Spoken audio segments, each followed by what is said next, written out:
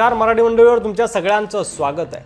राज्यात 232 जागांवर विजय मिळवून महायुतीनं ऐतिहासिक असं यश मिळवलं आहे। त्यामध्येही भाजपनं सर्वाधिक म्हणजे 132 जागांवर आघाडी घेत जोरदार मुसंडी मारल्याचं दिसतंय। महायुतीचे अनेक उमेदवार हे लाखांमध्ये लीड घेऊन निवडून आलेले आहेत। सर्वाधिक मतं घेणाऱ्या 10 आमदारांमध्ये सर्वच आमदार हे महायुतीचे आहेत। कोणते आहेत ते 10 आमदार जे 1 लाखापेक्षा जास्त मताधिक्य घेऊन विजयी झालेले आहेत, सर्वाधिक मताधिक्य घेऊन विजयी झालेले आहेत? चला तर बघूयात टॉप 10 आमदार कोणते आहेत जे लाखांच्या मताधिक्यानं विजयी झाले। पहिल्या क्रमांकावर आहेत सातारा मतदारसंघातील शिवेंद्रराजे भोसले, भारतीय जनता पार्टीकडून मैदानात होते। 1,42,124 एवढ्या मताधिक्यानं ते विजयी झालेले आहेत। दुसरा क्रमांक लागतो परळीमध्ये धनंजय मुंडे यांचा। राष्ट्रवादी अजित पवार गटाकडून मैदानात होते आणि धनंजय मुंडे यांनी जोरदार मैदान मारलेलं आहे। 1,41,241 मतांनी धनंजय मुंडे यांचा दणदणीत विजय परळीमध्ये झाला।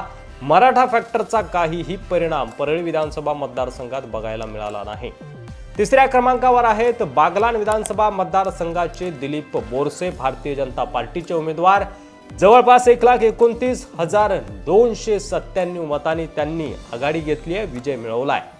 कोपरी पाचपाकडीमध्ये एकनाथ शिंदे विजयी झालेत। चौथ्या क्रमांकावर आहेत ते 1,20,335 मतांनी एकनाथ शिंदे यांनी आपल्या होम ग्राउंडवर विजय खेचून आणलाय। तर 5व्या क्रमांकावर आहेत भारतीय जनता पार्टीचे चंद्रकांत दादा पाटील। कोथरूड विधानसभा मतदारसंघातून चंद्रकांत दादा पाटील यांनी पुन्हा एकदा विजय खेचून आणलाय। 1,12,41 मतांनी चंद्रकांत दादांचा कोथरूडमध्ये दणदणीत विजय झालाय। 6व्या क्रमांकावर आहेत शिंदेचे शिलेदार प्रताप सरनाईक। ओळा माजीवाडा विधानसभा मतदारसंघातून पुन्हा एकदा ते विजयी झालेत।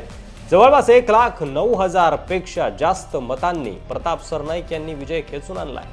तर 7व्या क्रमांकावर आहेत मावळ विधानसभा मतदारसंघाचे अजितदादा पवार यांचे शिलेदार सुनील शेळके।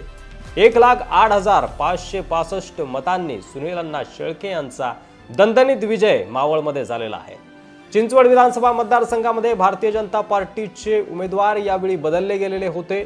शंकर जगताप मैदानामध्ये होते। लक्ष्मण जगताप यांचे बंधू अश्विनी जगताप यांचे देर आणि त्यांनी देखील त्या ठिकाणी जोरदार विजय खेचून आणलेला आहे।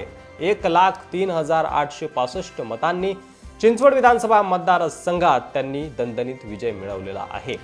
9व्या क्रमांकावर आहे बारामती, ज्या विधानसभा मतदारसंघाची महाराष्ट्रात सर्वाधिक चर्चा होती, ज्या ठिकाणी लढत होती शरद पवार आणि अजित पवार यांच्यामध्ये। अर्थात शरद पवार गटाकडून युगेंद्र पवार मैदानामध्ये होते, तर राष्ट्रवादी अजित पवार गटाकडून स्वतः अजित पवार मैदानात होते आणि अजितदादांनी या ठिकाणी 1,08,99 मतांनी विजय मिळवलेला आहे, दणदणीत विजय मिळवलेला आहे। 10व्या क्रमांकावर आहेत शिंदेचे शिलेदार दादा भुसे। मालेगाव बाह्य विधानसभा मतदारसंघातून दादा भुसे यांचा पराभव होईल अशी चर्चा होती, मात्र त्यांनी देखील विजय खेचून आणलेला आहे। 1,02,440 एवढं मताधिक्य मिळवून दादा भुसे विजयी झालेले आहेत। या व्यतिरिक्त 1 लाखाच्या खालोखाल जर आपण बघितलं तर मुंब्रा कळवा मतदारसंघातून शरद पवारांच्या राष्ट्रवादी काँग्रेसचे उमेदवार जितेंद्र आव्हाड हे 96,228 मतांनी विजयी झाले। तर बोरीवली विधानसभा मतदारसंघातील भाजपचे उमेदवार संजय उपाध्याय हे 95,054 मतांनी विजयी झालेले आहेत।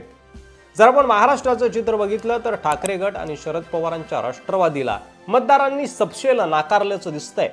राज ठाकरे आणि वंचित बहुजन आघाडीलाही जनतेनं सपशेल नाकारले। या सगळ्यांचा एकंदरीत जर बघितलं तर सुपडा साफ झालाय महाराष्ट्रामध्ये आणि महायुतीला दणदणीत विजय मिळवला। या व्हिडिओमध्ये आपण बघितलं की कोणते 10 आमदार होते, टॉप 10 10 आमदार जे 1 लाखापेक्षा जास्त मताधिक्यानं विजयी झाले। या व्यतिरिक्त तुमच्या मतदारसंघामध्ये काय परिस्थिती आहे, तुमचा आमदार कोण निवडून आलेला आहे, युतीचा की आघाडीचा, कमेंट बॉक्समध्ये आम्हाला सांगायला विसरू नका। पुढचा व्हिडिओ बघण्यासाठी मराठी मंडळीवर नवीन असाल तर सबस्क्राईब करा, व्हिडिओ जास्तीत जास्त शेअर करा। माहितीपूर्ण व्हिडिओ आहे। कोण आहेत महाराष्ट्रातील टॉप 10 1 लाखापेक्षा जास्त मताधिक्यानं निवडून आलेले आमदार, ही माहिती महाराष्ट्रभर पसरू द्या आणि जनतेला माहीत होऊ द्या। पुन्हा भेटू पुढच्या व्हिडिओमध्ये, तोपर्यंत रजा घेतो। धन्यवाद। जय महाराष्ट्र।